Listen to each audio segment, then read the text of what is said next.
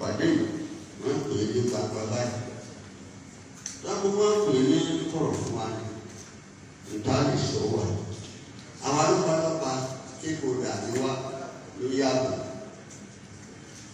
Lóko wa, lágbègbè wa, ìyàwó wa ní pa. Ọmọ wa ní bá ṣùgbọ́n tàbá máa jẹ́ sí tó pa.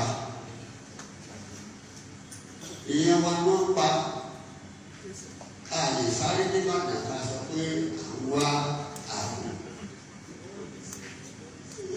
A fi ráyìíká jù kò ní jẹ́ kí lè sọ̀rọ̀ mákàtí bẹ́ẹ̀ wọ́n sì kú.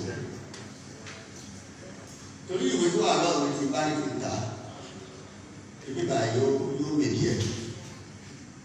Gbogbo àwọn táwa lọ sí gbogbo ta ń mú, tá a fàfọ́lọ́pàá, tí ẹ ń yíyàn gbé, tí ẹ ń tàyàn. Tó bá ti jẹ́ kẹta àwọn ọmọ yóò fún gbogbo tó ń rìn káàkiri. Gómìnà wa ń ṣe tó dà ṣùgbọ́n constitution tá à ń lò. Ọ̀nà mẹ́ta yẹn ló ṣe tìjọba àpapọ̀ àti ìpínlẹ̀ wọn àti state government and federal government.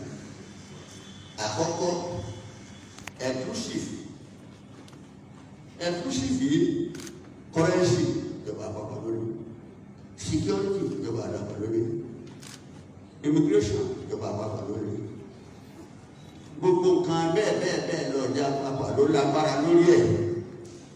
Gómìnà wa lè ṣe tó lè ṣe, ó lè ṣe gbogbo ọjọ́ ló ṣe.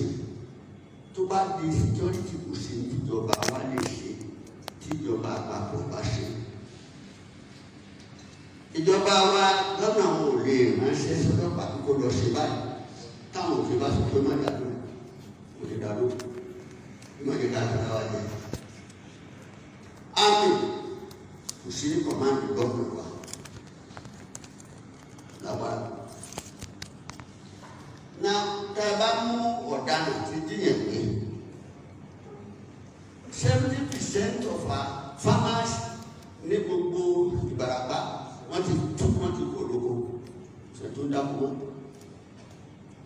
2018 làwọn ti àwa lọ́balọ́ba lọ́dọ̀ wa nínú ọ̀yọ́ òkun ibà kì í sí dìde tàbí gànà dìde. Gbogbo lọ́balọ́ba tó wà lókè òkúté ọ̀kẹ́rẹ́ sáfì dìde. Kábíyèsí ògbéjú dìde. Ta ló sọ̀rọ̀ wa nígbà tẹ́ ti bẹ̀rẹ̀ ìyáàdì? Wọ́n gbé ọba, wọ́n gbé ìyàwó rẹ̀, wọ́n gbọ́ ọmọ rẹ̀. Àwọn aláǹdáwùjọ tá a fi lọ ra padà ní ìgbólé bàbá aṣọ. Tí bá tíwé yìí, tí bá sọ gbogbo àwọn tí ẹ ti gbé tá a gbàlẹ̀. Àwọn ìlànà tiwa ló ń gbó. 10 bags of gari, 10 bags of ẹ̀bó, 10 bags of drink láfàwọn tá a fi sínú gbó. A sì sẹ́ni máa sọ fún ọlọ́pàá tá a bá wọn tó láti dọ́dọ̀ ọlọ́pàá láti wọn. Mo kọ̀wé rẹ̀ lẹ́mí. Ń fi ilẹ̀ fún gómìnà kó lọ wádìí lọ́dọ̀ gbogbo ọlọ́pàá formation ní anti-kidnapping unit ní báyìí. Wọn ò tí ì sọ nìkan sẹ́wọ̀n náà rọ̀. Not one. Owó tẹ̀ ẹ̀ná lásán ni. There is no appreciable result. We are stakeholders. We partner with you. We have signed with you. We spend our money to put up vigilante group tó sì wà ní gbó. A sì láwọn Fúlàní tó jẹ́ pé wọ́n kú lè lórí wa tí wọ́n bá yé lọ lógbó. Tí wọ́n bá kọjú bọ bóyìí ìgbà tí ó bá ti jọ́ kejì wọ́n ti dé ní republic. Àmú wọn ní republic. Ẹni tó mú AK-47 tó lò àmú fọ́ọ̀tù ẹ̀ wà. Tá a fà fọlọ́pàá mo ní wọ́n fi AK-47 yẹn sùn. Tí ẹ bá pè wá láti rí tí ẹ ṣe báyìí, á fún mi ní ìmọ̀ràn. Tí ẹ bá tì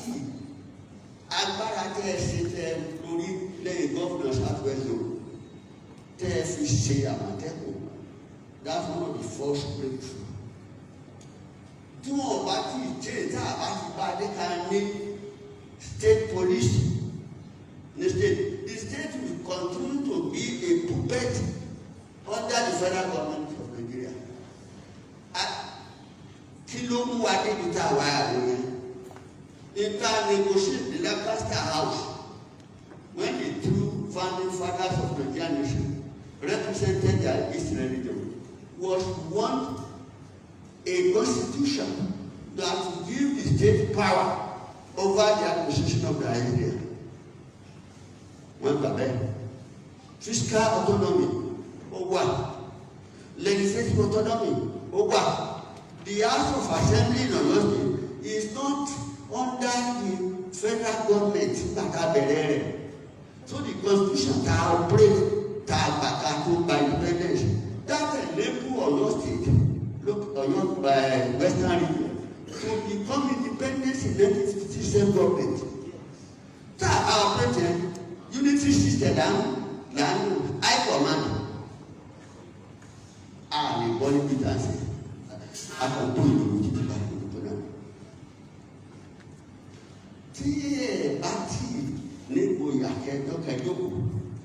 we cannot operate a federal system of government. TJP adopted one. What we are operating today is unity system of government. Under it, the state government has no power. That is saved by when once you get somebody arrested and give them to jail. ID ní federal bar SSC commissioner of police pé release the person. He cannot listen to him. I'm very busy. I'm a student of contemporary political history of Nigeria. I will tell you, I'm an activist and I know. So, who can say to ẹ má jẹ́ ká dára dáa, gómìnà ṣe dáadáa, ó ní. Cross ani ba ti para sọ̀rọ̀, ani kò ta fi ṣe, ani Ìgànnà sector, ani Ṣakí sector, ani Ìjẹ̀bú sector. Tí kankan bá ti dábì àti tàbí ṣe àwọn abẹ tó dábì fẹ́ ṣe. Àwọn èèyàn títí àwọn èèyàn délé ọ̀sán lọ, àwọn èèyàn délé republic bọ́ wà ní òwe yìí, wọ́n wà. I will submit it to the government. This is the original report by our operatives to Alaafin. They are there now. They are still serving there.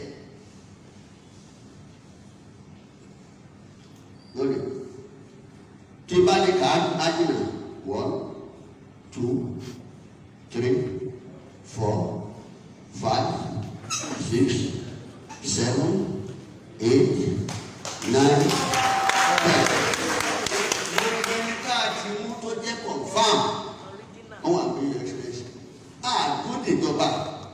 We spent our money in millions just to show you that the traditional rulers are very adjunct to the democratic government. This is my good to Yoruba. Many of them are not here today. They say that this and that's a new. It because a man for Walla. Now I was glad to say, Mama Jakaja, even for country and back, listed red, Uruko. You can't back that. With date with everything. So, Your Excellency, you can put a wonderful device, but the operation of the Constitution will not allow you to achieve the goal.